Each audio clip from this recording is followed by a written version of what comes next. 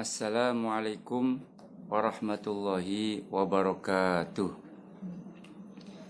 Bismillah, alhamdulillah, wa syukurillah, wassalatu wassalamu ala rasulillah wa ala alihi wa sahbihi mawalah, amma ba'da. Anak-anakku yang saya muliakan, tidak ada musibah seperti serakah. Seseorang tidak pernah diuji dengan sebuah musibah seperti serakah dan tamak. Kenapa? Karena kedua hal ini akan menjadikan seseorang senantiasa dirundung dalam kesedihan, senantiasa dirundung dalam kesedihan dan kerisauan.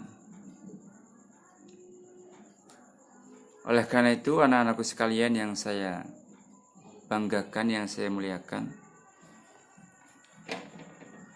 hendaknya kita ingat dengan sabda Rasulullah Sallallahu Alaihi Wasallam bahwa ada dua hal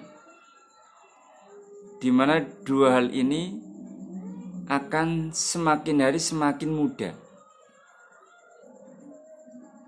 Manusia itu semakin hari semakin tua, semakin hari semakin bertambah usia.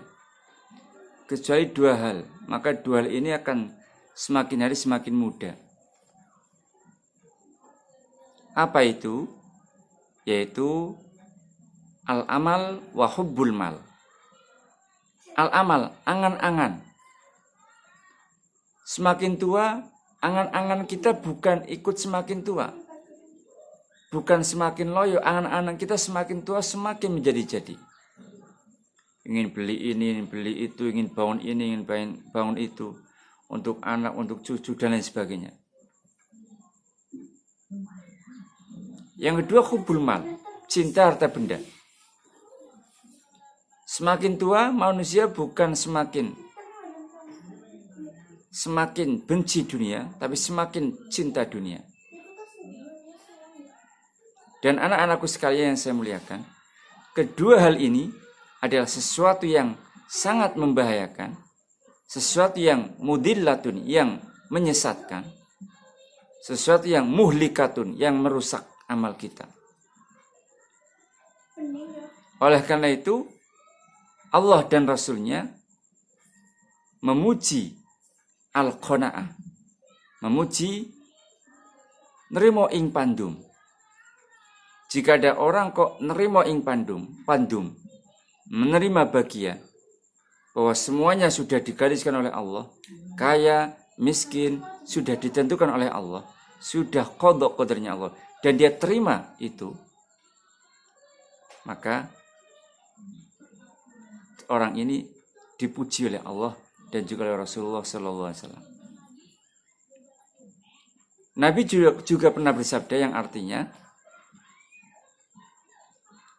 seandainya anak Adam ini mempunyai sebuah lembah penuh dengan emas, niscaya dia suka untuk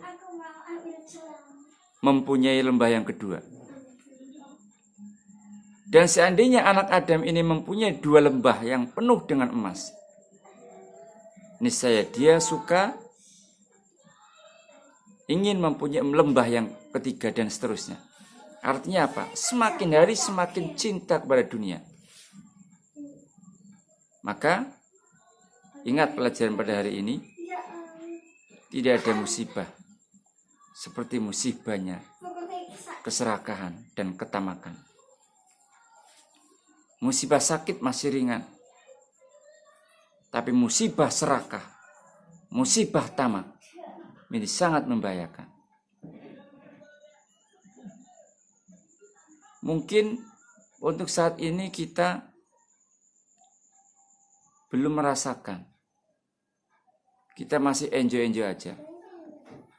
Nanti setelah orang tua kita meninggal, rebutan warisan